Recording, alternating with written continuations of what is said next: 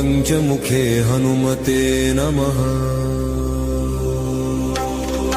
पञ्चवक्त्रं महाभीमं त्रिनेत्रं च महाबलम् सिंहिकागर्भसम्भूतं हनुमन्तं नमाम्यहम्। ॐ हनुमते रक्ष रक्ष सर्वतो माम्।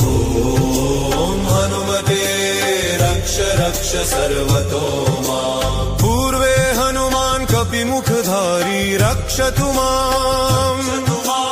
दक्षिणे नारसिंहवपुर्मां सदा पातु। पश्चिमे गरुडरूपवान् रक्षतु। उत्तरदिशि वराहरूप सदा रक्षतु माम्। पूर्वे हयग्रीवविग्रह पातु मे शिरः। अधस्तात् ब्रह्मास्त्ररूप पातु पादयुग्मं सदा मम। अष्टदिशि रक्षतु पञ्चवक्त्र स्वप्ने जागृति गच्छतः। पश्यतः शयानम् पश्यन्तं हसन्तं चलन्तं सर्वदा रक्षतु हनुमान् महाबलः। ॐ अञ्जनीसुताय महाबलाय रामदूताय नमः। ॐ किलकिलाय वीराय विक्रान्ताय नमो नमः।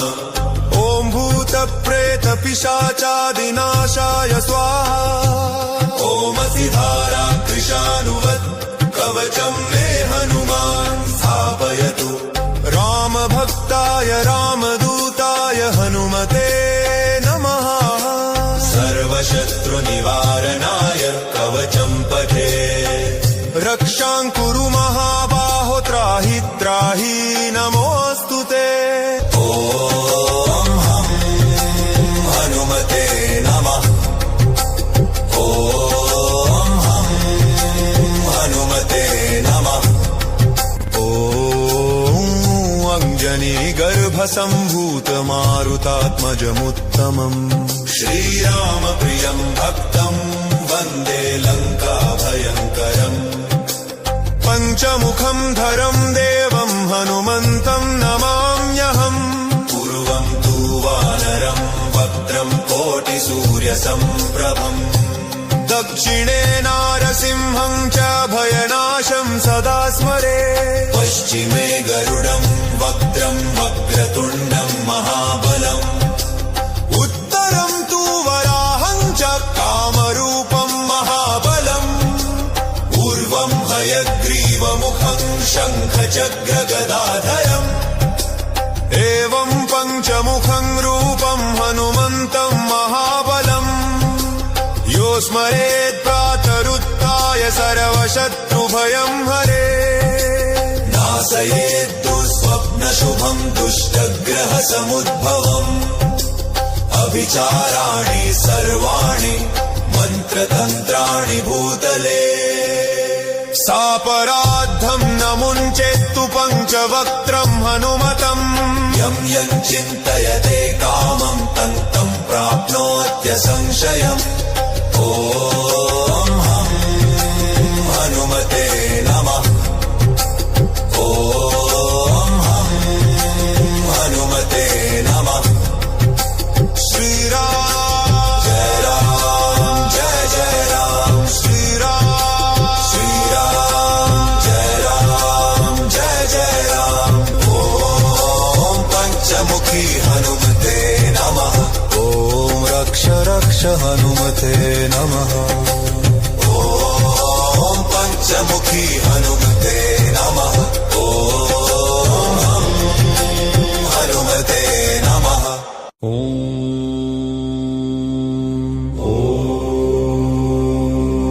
श्रीगणेशाय नमः। ॐ श्रीरामाय नमः। ॐ पञ्चमुखे हनुमते नमः।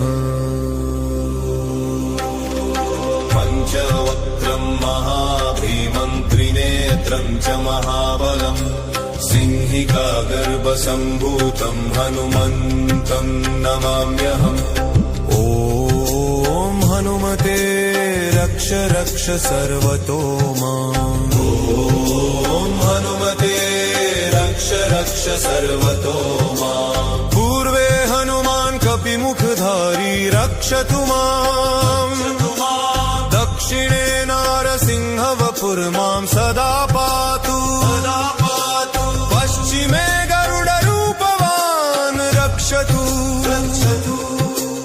उत्तरदिशि वराहरूप सदा रक्षतु माम् पूर्वे हयग्रीव विग्रह पातु मे शिरः अधस्तात् ब्रह्मास्त्ररूप पातु पादयुग्मं सदा मम अष्टदिशि रक्षतु पञ्चवक्त्र स्वप्ने जागृति गच्छतः पश्यतः शयानं पश्यन्तं हसन्तं चलन्तं सर्वदा रक्षतु हनुमान् महाबलः ॐ अञ्जनीसुताय महाबलाय रामदूताय नमः ॐ किलकिलाय वीराय विक्रान्ताय नमो नमः ॐ भूतप्रेतपिशाचादिनाशाय स्वाहा ॐ सिधारा कृशानुवत् कवचं मे हनुमान् स्थापयतु रामभक्ताय रामदूताय हनुमते नमः सर्वशत्रुनिवारणाय कवचं पठे रक्षां कुरु महाबाहो त्राहि त्राहि नमोऽस्तु ते ॐ हनुमते नमः ॐ हनुमते नमः ॐ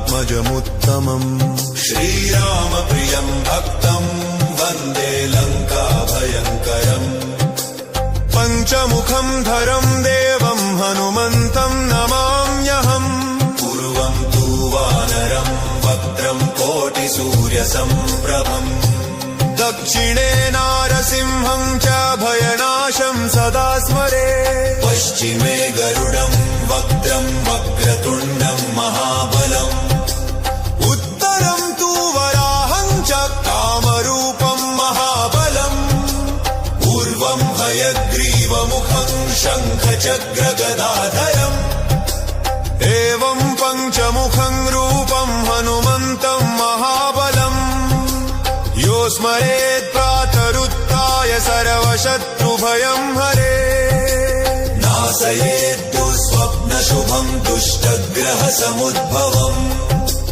अभिचाराणि सर्वाणि मन्त्रतन्त्राणि भूतले सापराद्धं न मुञ्चेत्तु पञ्चवक्त्रं हनुमतम् यं यं चिन्तयते कामं तं तं प्राप्नोत्यसंशयम् ॐ हनुमते नमः ॐ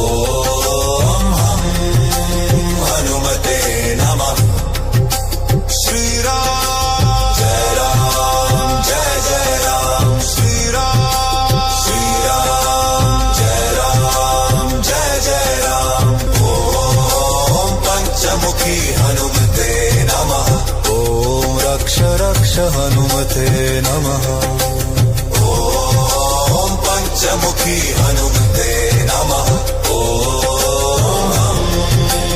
हनुमते नमः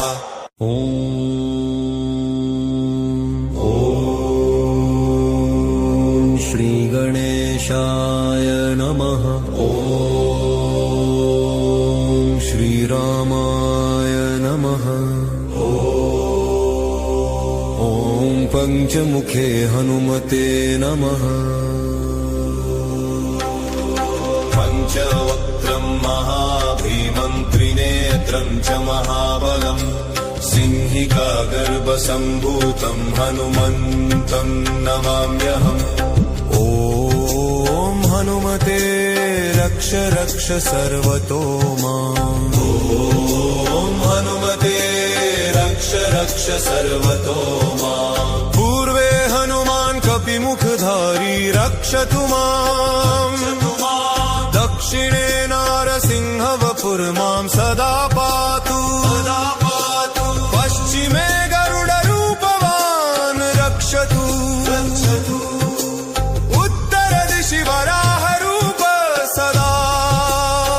रक्षतु माम् पूर्वे हयग्रीव विग्रह पातु मे शिरः अधस्तात् ब्रह्मास्त्ररूप पातु पादयुग्मं सदा मम अष्टदिशि रक्षतु पञ्चवक्त्र स्वप्ने जागृति गच्छतः पश्यतः शयानम् पश्यन्तं हसन्तं चलन्तं सर्वदा रक्षतु हनुमान् महाबलः ॐ अञ्जनीसुताय महाबलाय रामदूताय नमः ॐ किलकिलाय वीराय विक्रान्ताय नमो नमः ॐ भूतप्रेतपिशाचादिनाशाय स्वाहा ॐ सिधारा कृशानुवत् कवचं मे हनुमान् स्थापयतु रामभक्ताय रामदूताय हनुमते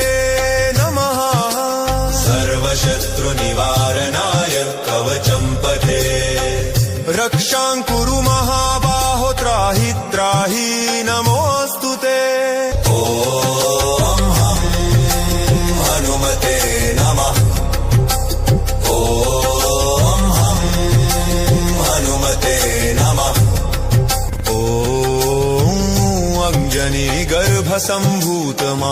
अञ्जनीगर्भसम्भूतमारुतात्मजमुत्तमम् श्रीरामप्रियं भक्तं वन्दे लङ्काभयङ्करम् पञ्चमुखं धरं देवं हनुमन्तं नमाम्यहम् पूर्वं तु वानरं वक्त्रं कोटिसूर्यसम्प्रभम् दक्षिणे नारसिंहं च भयनाशं सदा स्मरे पश्चिमे गरुडं वक्त्रं वक्रतुण्डं महाबलम् उत्तरं तु वराहं च कामरूपं महाबलम् पूर्वं हयग्रीवमुखं शङ्खचक्रगदाधरम् एवं पञ्चमुखं रूपं हनुमन्तं महाबलम् यो स्मरेत् प्रातरुत्थाय सर्वशत्रुभयं हरे नाशयेत् दुःस्वप्नशुभं दुष्टग्रहसमुद्भवम्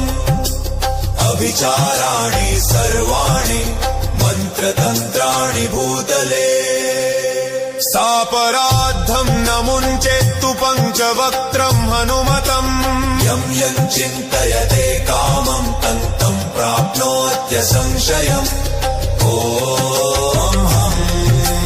हनुमते नमः ॐ हनुमते नमः श्रीराम जय जय राम श्रीराम जय जय राम ॐ पञ्चमुखी हनुमते नमः ॐ रक्ष रक्ष हनुमते नमः ॐ पञ्चमुखी हनुमते नमः ॐ हनुमते नमः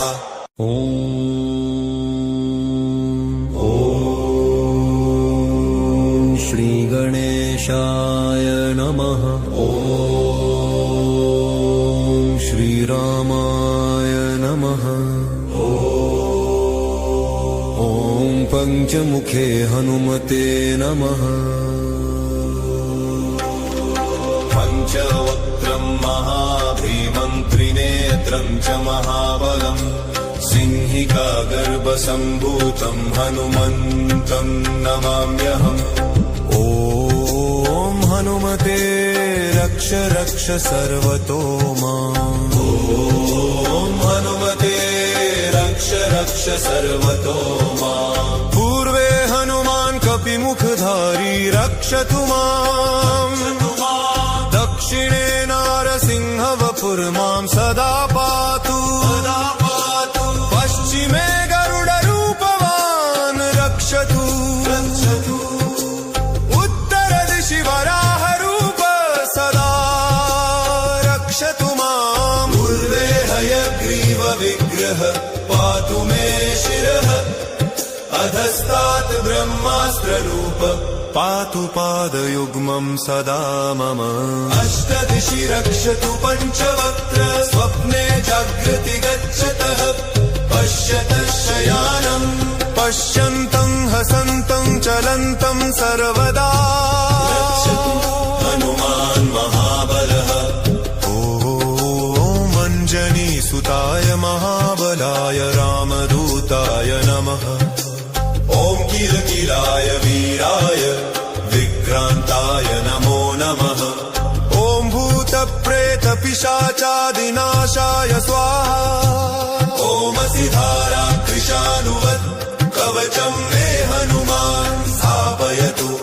रामभक्ताय रामदूताय हनुमते नमः सर्वशत्रुनिवारणाय कवचं पठे रक्षां कुरु महाबाहो त्राहि त्राहि नमोऽस्तु ते ॐ हनुमते नमः ॐ हनुमते नमः ॐ अञ्जनीगर्भसम्भूतमारुतात्मजमुत्तमम् श्रीरामप्रियं भक्तं वन्दे लङ्काभयङ्करम् पञ्चमुखं धरं देवं हनुमन्तं नमाम्यहम् पूर्वं तु वानरं वक्त्रं कोटिसूर्यसम्प्रभम् दक्षिणे नारसिंहं च भयनाशं सदा स्मरे पश्चिमे गरुडं वक्त्रं वक्रतुण्डं महाबलम् उत्तरं तु वराहं च कामरूपं महाबलम् पूर्वं हयग्रीवं